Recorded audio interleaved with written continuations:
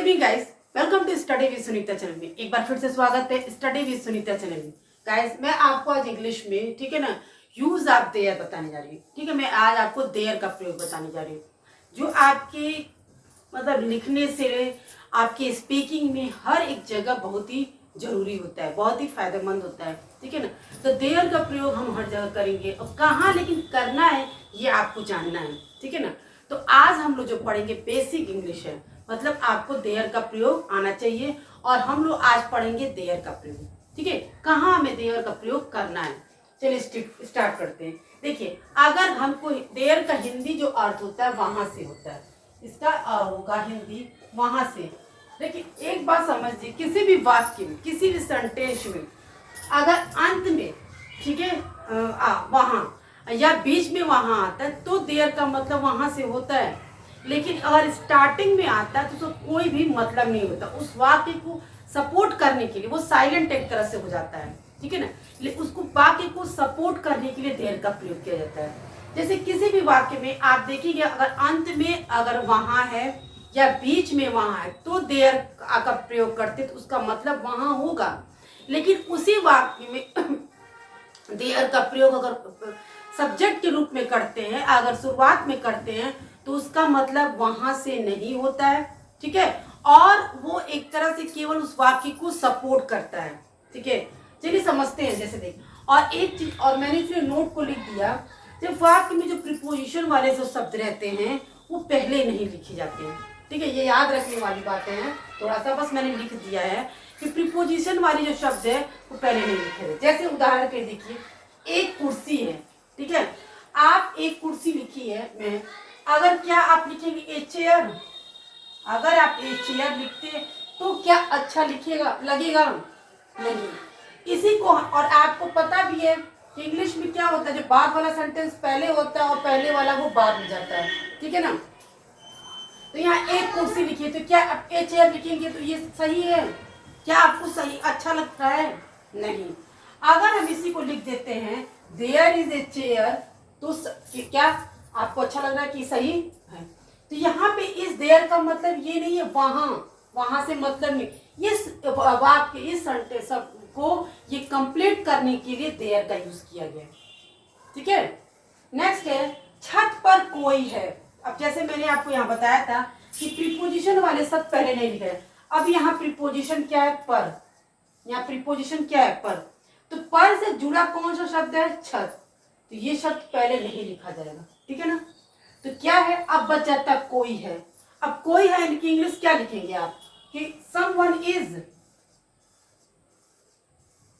Someone is, क्या मतलब है इसका? क्या ये सेंटेंस कंप्लीट लग रहा है आपको? क्या अच्छा लग रहा है? नहीं। तो हम क्या करेंगे, इसको कैसे लिखेंगे? There is someone. ठीक है, ये आपने यहाँ तक ये लिख लिया। इसको भाई आपको मैंने अभी बताया कि इसको तो पहले लिखेंगे नहीं, इसको बाद। और ये भी है, आपको ये भी याद, इस तरह से भी याद रख सकते हैं। और इंग्लिश में हमेशा ये अरे बाद वाला पहले लिखा जाता और पहले वाला बाद में, ये भी आपको पता है। तो यहाँ पे जब समवन क्या, तो क्या होगा यहाँ पे? There is someone. ये आपको यहाँ तक का हो गया। छत पर, फिर क्या हो जाएगा? On the roof. आपको समझ में आ गया होगा। फिर नेक्स्ट है मेरे परिवार में 5 सदस्य हैं।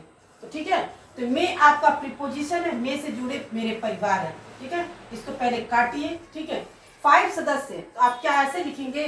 5 मेंबर्स। अगर आप ऐसे लिखते हैं 5 मेंबर्स इज, तो क्या आपको सेंटेंस कंप्लीट लग रहा है? और क्या ये आपको अच्छा लग रहा है? तो नहीं। तो इसलिए इसको हम क्या करेंगे, ऐसे लिखेंगे कि यहाँ पे देखिए देयर आर 5 मेंबर्स, आपने लिख लिया।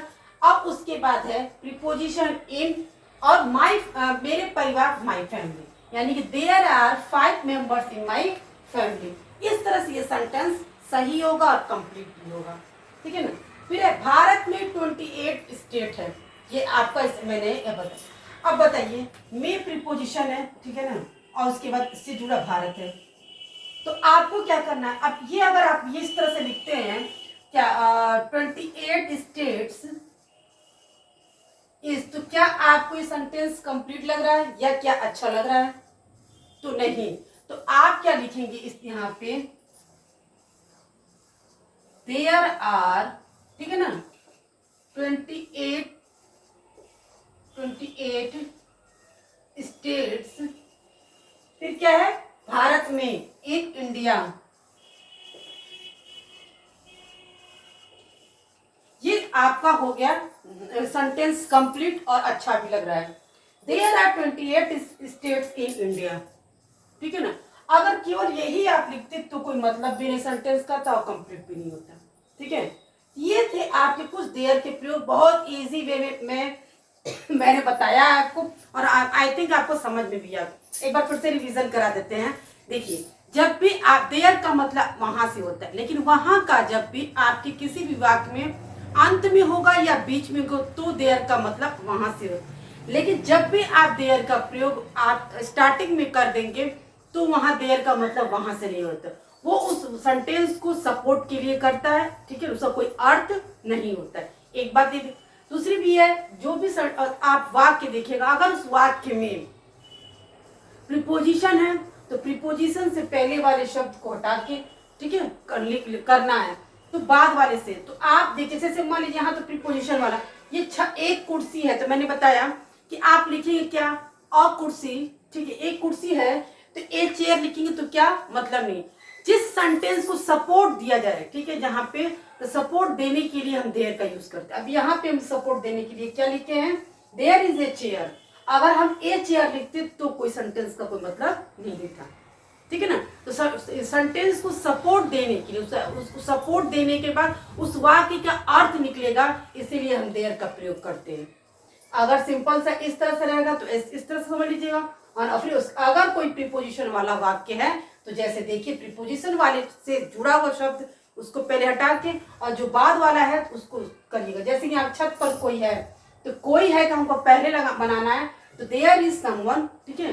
फिर है पर छत, तो ऑन द रूफ, ठीक है। मेरे परिवार में 5 सदस्य हैं, ठीक है, तो क्या होगा, there are 5 members in my family, ठीक है। भारत में 28 राज्य हैं, तो ठीक है, there are 20 states in India. ये थे आपके देयर का प्रयोग। मैंने बहुत इजी वे में देयर का यूज भी बताया कि देयर का कहाँ प्रयोग करना चाहिए और किस सेंटेंस को पहले लिखा जाए, उसका क्या अर्थ निकलेगा, सब कुछ मैंने बहुत अच्छे तरीके से बताया। क्योंकि ये बेसिक इंग्लिश के लिए देयर का यूज आपको जानना बहुत जरूरी है और आपको बहुत ही बेनिफिट्स होगा। चलिए स्टार्ट